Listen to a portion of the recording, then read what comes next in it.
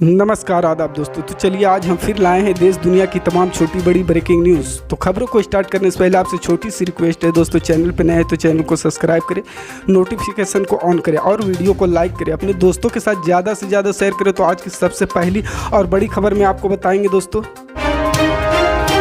सीतापुर की महमूदाबाद विधानसभा से सपा के पूर्व विधायक नरेंद्र सिंह वर्मा के बड़े भाई का निधन हो गया। पूर्व विधायक के बड़े भाई व पूर्व जिला पंचायत अध्यक्ष सपा के वरिष्ठ नेता महेंद्र सिंह वर्मा पिछले लंबे समय से बीमार चल रहे थे। उनके निधन पर आज श्रद्धांजलि सभा कार्यक्रम हुआ, जिसमें सपा के राष्ट्रीय अध्यक्ष अखिलेश यादव ने श्रद्धांजलि का सभा कार्यक्रम में हिस्सा लिया।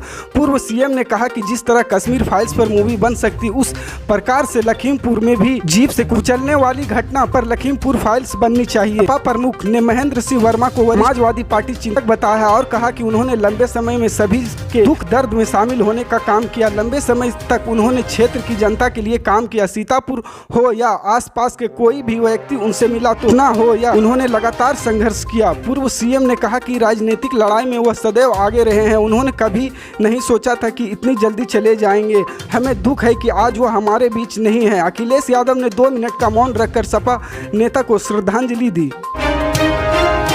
पश्चिम बंगाल की मुख्यमंत्री ममता बनर्जी ने बुधवार को कहा कि भले ही भाजपा ने 4 राज्यों में हुए विधानसभा चुनाव में जीत हासिल की हो, लेकिन आने वाले राष्ट्रपति चुनाव में जीतना भगवा दल के लिए आसान काम होगा। उन्होंने कहा कि भाजपा के पास देश में कुल विधायकों की संख्या आधे सदस्य भी नहीं है, यह कहते हुए कि खेल अभी खत्म नहीं हुआ है। बनर्जी ने कहा कि जिनके पास देश में कुल विधायकों की संख्या आधा भी नहीं, उन्हें बड़ी बड़ी बातें नहीं करनी चाहिए। उन्होंने कहा कि समाजवादी पार्टी जैसे राजनीतिक दल हालिया विधानसभा चुनाव में हार के बावजूद पिछले चुनाव की तुलना में मजबूत हुए हैं। बनर्जी ने कहा कि इस बार राष्ट्रपति का चुनाव भाजपा के लिए आसान नहीं होगा। उनके पास देश में कुल विधायकों की आधे से भी कम नहीं है। विपक्षी दलों के पास पूरे देश में अधिक विधायक हैं। विपक्षी दलों के पास पूरे देश में अधिक विधायक हैं। राष्ट्रपति चुनाव प्रत्यक्ष रूप से एक निर्वाचन मंडल के माध्यम से होते हैं। इससे संसद राज्य विधानसभाओं के चयनित सदस्य होते हैं। 2024 के आम चुनाव को लेकर भाजपा विरोधी मोर्चा तैयार करने की कोशिश कर रही है। ममता बनर्जी ने कहा कि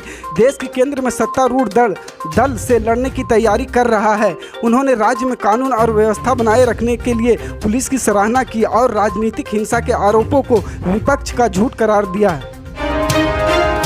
5 राज्यों में विधानसभा चुनाव परिणामों के बाद कांग्रेस में घमासान फिलहाल थमता नहीं दिख रहा है। कपिल सिब्बल ने गांधी परिवार को निशाना बनाए जाने के बाद अब कांग्रेस के अन्य वरिष्ठ नेता सिब्बल पर पलटवार कर रहे हैं। कांग्रेस के सबसे वरिष्ठ नेताओं में से एक सलमान खुर्शीद ने सवाल उठाया कि कपिल सिब्बल ने पार्टी में किसी भी पद के चुनाव लड़ा। सलमान खुर्शीद ने बुधवार को गांधी परिवार के नेतृत्व की आलोचना करने के लिए अपने पार्टी सहयोगी सिब्बल पर पलटवार करते हुए यह सवाल पूछा। उन्होंने कहा कि गांधी परिवार पार्टी की एकता का कारक है और संकट की इस घड़ी में सबसे अच्छा नेतृत्व विकल्प है। सिब्बल ने पार्टी में किसी पद पर पहुंचने के लिए चुनाव कब लड़ा? खुर्शीद ने गांधी परिवार का बचाव में ऐसे समय किया जब कांग्रेस हाल के विधानसभा चुनाव में अपनी चुनावी हार के बाद अस्तित्व के संकट का सामना कर रही है। इससे उत्तर प्रदेश में भी शामिल है, जहां उसने केवल 2 सीटें जीती थी और 2% से थोड़ा ही अधिक वोट हासिल किया था। रामपुर बरेली स्थानीय पदाधिकारी निर्वाचन के लिए भाजपा से पूर्व एमएलसी घनश्याम लोधी प्रबल दावेदार माने जा रहे हैं। बरेली से भी 4 नेताओं ने नाम पैनल में भेजे गए। हालांकि देर रात तक प्रत्याशी की घोषणा नहीं की। वहीं सपा की ओर से जिला पंचायत अध्यक्ष रहे मकसूद अहमद मुन्ना को उम्मीदवार बनाया गया है। विधानसभा चुनाव के बाद अब रामपुर बरेली सीट पर एमएलसी का चुनाव होना है। यानी 15 मार्च के नामांकन की प्रक्रिया शुरू हो चुकी है और 9 अप्रैल को मतदान किया जाएगा। प्रदेश में दूसरी बार सरकार बनाने वाली भाजपा ने अब तक अपना प्रत्याशी नहीं घोषित किया है। पार्टी सूत्रों के अनुसार पिछली बार एमएलसी रहे घनश्याम लोधी को ही प्रबल दावेदार माना जा रहा है। जातीय समीकरण बैठाने के इरादे से उन्हें यह टिकट दिए जाने की संभावनाएं जताई जा रही है। बिहार में विधान परिषद चुनावी की प्रक्रिया चल रही है। राजद के एमएलसी प्रत्याशी के समर्थन में पूर्व मुख्यमंत्री राजद नेता तेजस्वी यादव कटिहार पहुंचे थे। सोमवार की रात्रि विश्राम मेडिकल कॉलेज में किया। मंगलवार की सुबह प्रेस वार्ता की। बिहार में विपक्ष के नेता तेजस्वी यादव ने कहा कि विधानसभा अध्यक्ष और मुख्यमंत्री के बीच जो कुछ विधानसभा में हुआ वह दुर्भाग्यपूर्ण है, यह लोकतंत्र के लिए ठीक नहीं है। उन्होंने इस मामले में मुख्यमंत्री नीतीश कुमार को आड़े हाथों लिया, सरकार पर कई गंभीर आरोप लगाए।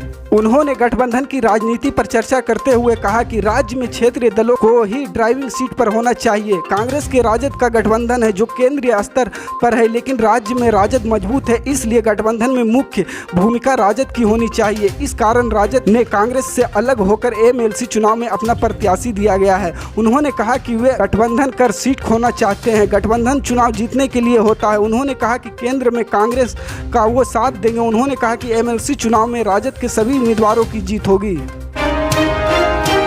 एमएलसी चुनाव की प्रक्रिया तेज हो गई है। समाजवादी पार्टी के वरिष्ठ नेता जसवंत सिंह यादव को एमएलसी चुनाव के लिए अलीगढ़ हाथरस का प्रत्याशी घोषित किया गया है। सपा नेता जसवंत सिंह यादव हाथरस के जिला अध्यक्ष हैं।